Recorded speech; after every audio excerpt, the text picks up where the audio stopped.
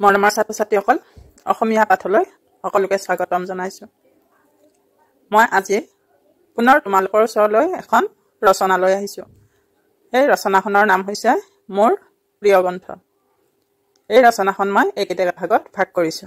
আৰম্ভণি, লেখকৰ পৰিচয়, গ্ৰন্থৰ বিষয়বস্তু, প্ৰিয় হোৱাৰ কাৰণ আৰু সামৰণি। আৰম্ভণি। গ্ৰন্থ হৈছে জ্ঞানৰ ভাণ্ডাৰ।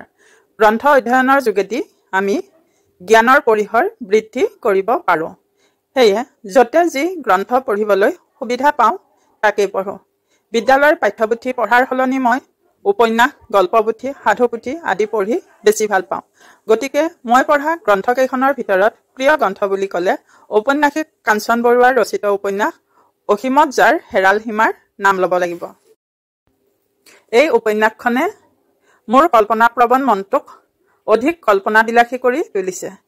গ্ৰন্থখনৰ লেখকৰ পৰিচয়। অসীমত যাৰ হেৰাল সীমা উপন্যাসখনৰ লেখক হৈছে সাহিত্যিক ভুৱন মোহন বৰুৱা।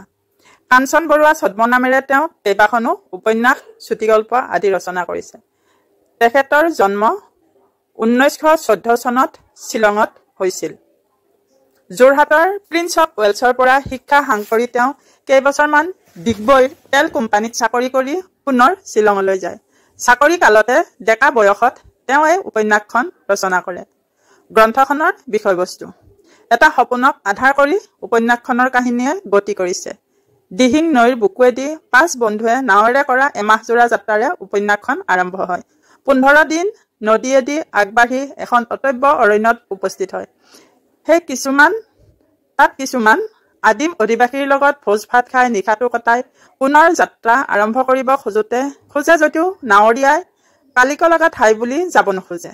মৰ হাস কৰি আগবাঢ়িব খোজোতেই নিশাৰ আন্ধাৰত ধুমুহা বতাহ বৰষুণে উটুৱাই নি কৰবাত পেলায়।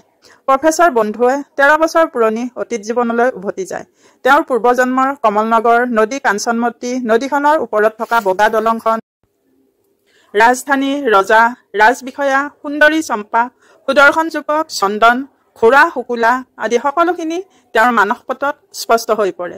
এই সম্পূৰ্ণ কাহিনী লেখকে অতি সজীৱ ৰূপত বৰ্ণনা কৰে। কাহিনীটো শেষ হয় কমলনগৰক শত্ৰুৱে কৰা ভয়াৱহ আক্ৰমণত। ৰণত শত্ৰু পৰাজিত হয় যদিও সুঠাম যুৱক চন্দন জীৱনৰ কাৰণে ঘূণীয়া হয়। সুন্দৰী চম্পাৰ মৃত্যু হয়। চম্পাৰ মৃত্যুৰ পিছতহে চন্দনে উপলব্ধি কৰে চম্পাৰ তাৰ প্ৰতি থকা স্বৰ্গীয় প্ৰেমৰ কথা। গ্ৰন্থখন প্ৰিয় হোৱাৰ কাৰণ। এই গ্ৰন্থখন মোৰ প্ৰিয় হোৱাৰ কেইবাটাও কাৰণ আছে। গ্ৰন্থখনত বৰ্ণিত প্ৰতিটো চৰিত্ৰ মোৰ অতি প্ৰিয়। লগতে কাহিনী উপস্থাপন শৈলী, ঘটনাক্ৰমত থকা কল্পনাৰ ৰহণ, চৰিত্ৰ ৰূপায়ণ অতি আকৰ্ষণীয়।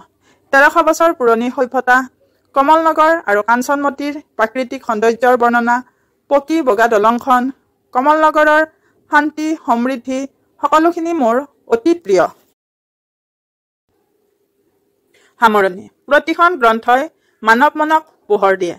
সেই পোহৰত মানুহে নিজৰ পথ বিচাৰি পায়। দাৰ্শনিক মিল্টনে কৈছিল, এখন কিতাপ ধ্বংস কৰা মানে এজন মানুহক হত্যা কৰা। চীন দেশত প্ৰচলিত এটা যোজনাত আছে, গ্ৰন্থ এখন হাতত লোৱা মানে নতুন বন্ধু এজনেৰে চিনাকি হোৱা। দ্বিতীয়বাৰ সেইখন হাতত লোৱা মানে পুৰণি বন্ধুক লগ পোৱা।